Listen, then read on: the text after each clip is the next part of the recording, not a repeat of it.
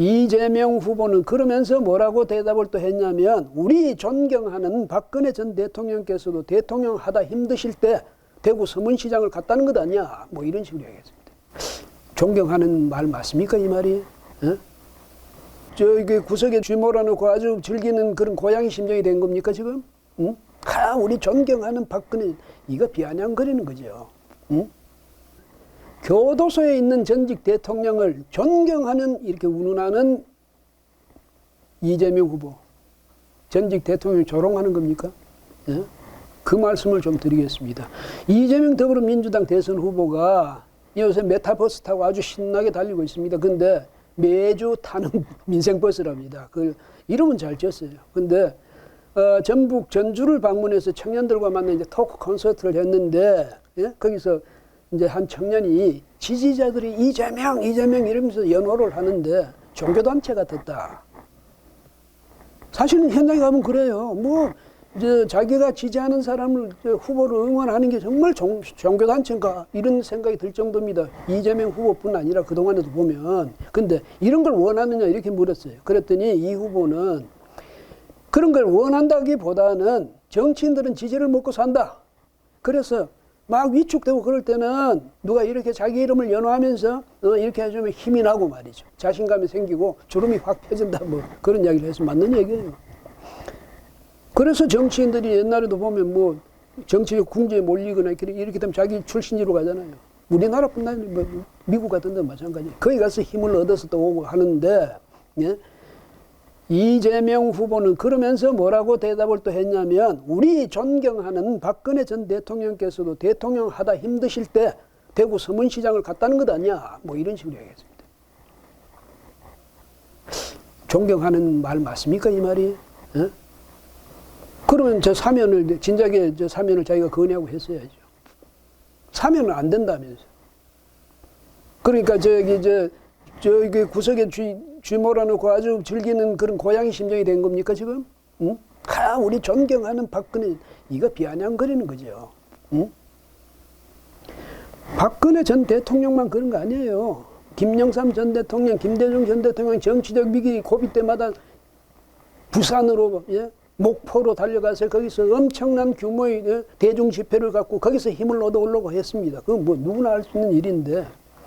근데 하필 그런 예도 놔두고 왜 감옥에 있는, 지금요, 이제 지난 1월에 이제 확정 판결을 다 마쳐가지고, 예? 지금 총 22년입니다. 그거 다 마치고 나오려면요, 87세가 됩니다. 예? 근데 지금 아직도 뭐 사면 해줄 김새가 안 보여요. 언론에서는 보면 사면 이번에도 없을 것 같다. 신년 초 사면도. 뭐 이런 이야기도 있고 한데, 해주긴 해줘야 되겠죠. 문 대통령, 여하튼, 임기가 끝나기 전에 사면은 해주겠죠. 해줘야 되니까. 왜? 정치적인 이것은 징벌이거든요. 정치적인 징벌은 정치력으로 풀어야지. 거기다가 사법 뭐 전문 가지고 풀 겁니까? 근데 문 대통령은 이런 게 있어요. 자기가 앞장서서 해주지 못하는, 그러니까 그 정도로 간은 적은 것 같다. 간이 작은 것 같다. 자기가 먼저 주도해 놓으면 또 그 지지 세력들, 특히 극렬 지지자들이 막 공격을 하고 할 테니까 그걸 감당을 못 하는 거죠. 그래서 누가 자기가, 예, 그걸 거부하지 어려운 힘이, 뭐 민노총이라든지 무슨, 아니면 정치적으로 영향력이 큰 이재명 후보라든지 이런 사람들이 압박을 넣어주기를 바라는 거죠.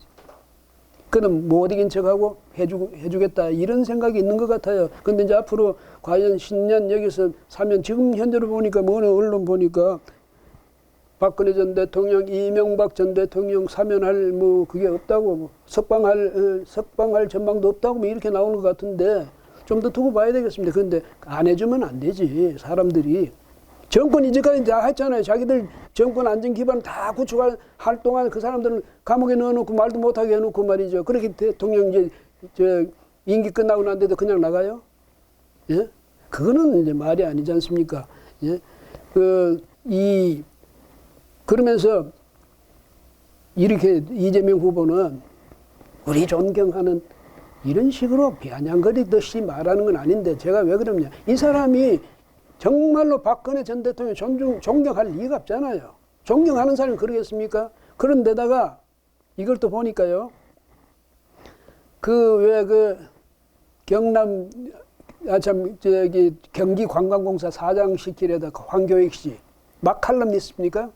뭐 결국은 나중에 좌절되긴 했지만 어쨌든 이 사람이 또 거기다가 거둔다고 정치인이 정치적 견해가 전혀 다른 정치인에게 존경하는 이런 수식어를 붙이는 이유는 속에서 끓어오르는 그 무엇인가를 누르기 위한 것인 줄 알고 있다. 이 말이 바로 비아냥거렸다는 얘기 아니겠습니까? 이렇게 해설을 굳이 꼭 해야 되는지 그것도 저는 잘 모르겠네요. 그 다음에 민주당의 홍정민 선대위 대변인 이 사람은 뭐 또 기자들과 이 통화에서 이렇게 이야기했답니다. 이 감옥 간 박근혜 이렇게 말하면 무례한 것 아닌가. 그래서 일반적인 표현을 쓴 것에 불과하다. 그 사람한테 특별히 무슨 존경 그런 게 아니고 그냥 정치인들은 그렇게 쓰는 거야. 존경하든 안 하든. 미워하는 사람한테 그렇게 쓰는 거야. 이런 식으로 이야기했습니다. 그럼 그 이야기를 뭐하러 굳이 이렇게 설명을 답니까? 이재명 후보 우리 존경하는 이렇게 비아냥거리듯이 하는 말로도 이미 충분한데 그런데요 이렇게 하니까 그런 거 어느 신문에 보니까 말이죠 TK 지역에서 이재명 지지율이 9%에서 뭐 28%로 급등했다 뭐 이렇게 나온 그런 기사도 있어요. 설마 그러게 하겠습니까? 아니 대구 경북 이쪽에 유권자들이 뭘 그걸 헤아리지 못해서 그 말 나오는 게 반사적으로 그렇게 했겠습니까? 그건 아니겠지만 이런 식으로 혹시 이용하려 한다면 큰일이죠. 큰일 나죠. 정치하는 사람들은 그 다 정치적으로 말하자면 동료들 아닙니까? 서로 당을 달리해서 또 이념적 성향을 서로 달리해서 지향점이 달라서 그렇지만은 어쨌든 같이 나라를 발전시키자고 해서 정치하는 사람들이라면 상대방도 생각할 줄 알아야죠. 역지사지. 상대편의 입장에서 생각해 볼 줄도 알아야죠. 감옥에 넣어놓고 꼼짝 못하지 당신? 나 당신 존경해. 이러면 안 되는 거예요. 놀리는 겁니까? 제가 오해하고 있기를 바랍니다. 진실로 이재명 후보의 마음속에 박근혜 전 대통령에 대해서 정치적 반대 진영에 서 있는 사람으로서 미안한 감이 있어서 그렇게 말했으리라고 믿고 싶습니다. 그래서 이 말은 다른 사람들이 그렇게 설명을 붙이고 말고 할 것도 없이 정말 문자 그대로 이 존경하는 그런 박근혜 전 대통령 마음속으로 그렇게 불렀기를 바랍니다. 왜냐하면 그래야 우리 이 사회가 좀 더 살맛나는 사회가 되지 않겠습니까? 전부 원수가 돼가지고 말이죠. 서로 핥히고 뜯고 이래가지고 무슨 불구대천의 원수같이 그런 정치를 왜 하려고 그럽니까? 서로 사랑하자고 하는 정치 아닙니까? 서로 힘을 합쳐서 국민을 행복의 나라로 이끌자 이래서 하는 정치 아닙니까? 아니에요. 자신 출세를 위해서 하는 거예요. 그렇다면 저는 할 말이 없죠.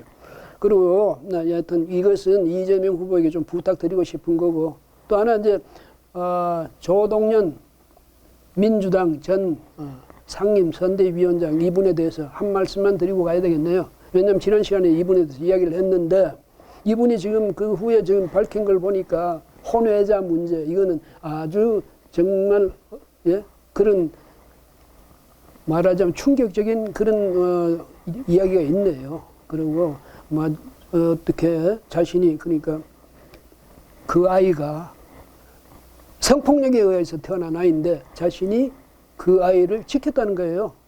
포기하지 않고.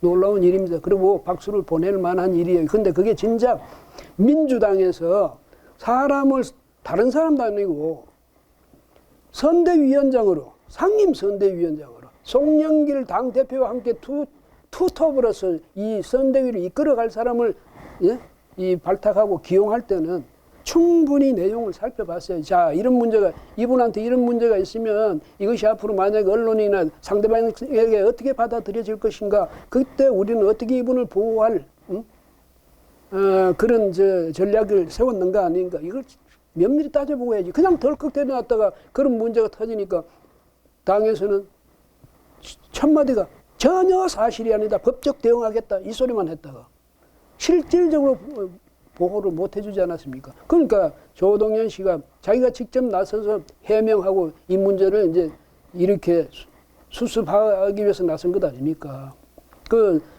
이 언론들이 혹시라도 이 조동연 씨에 대해서 인간적으로 뭐 어떤 잘못을 했다면 그건 언론들이 사과를 해야죠. 그리고 저는 지난번도 말씀드렸듯이 개인적인 문제, 그 문제에 대해서는 전혀 관심도 없습니다. 말할 필요도 없고 이유도 없고 다만 민주당의 그런 행태만 이제 지적했을 뿐인데 민주당은 어쨌거나 이 조동연 씨가 이렇게 어려운 상황에 처했으면 그냥 뭐 뒤에서 말이지 무슨 크게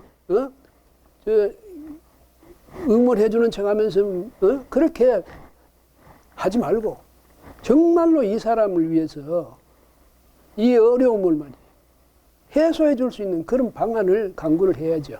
뭐 민주당 이해식 그 후보자 수행실장이라죠. 이분은 살을 애는 아픔으로 상처를 녹여 보석을 빚어온 진주조개 같은 사람이다. 이렇게 지금 와서 그런 식으로 막 무슨 뭐 아주 이런 이야기를 해서 무슨 소용이 있습니까? 실제로는 실제로 이분이 그런 논란 속에서 아주 마음의 상처를 받은 이 사람을 위해서 어떻게 하면 명예회복을 시켜줄 것인지 거기에 대해서 노력을 해야죠.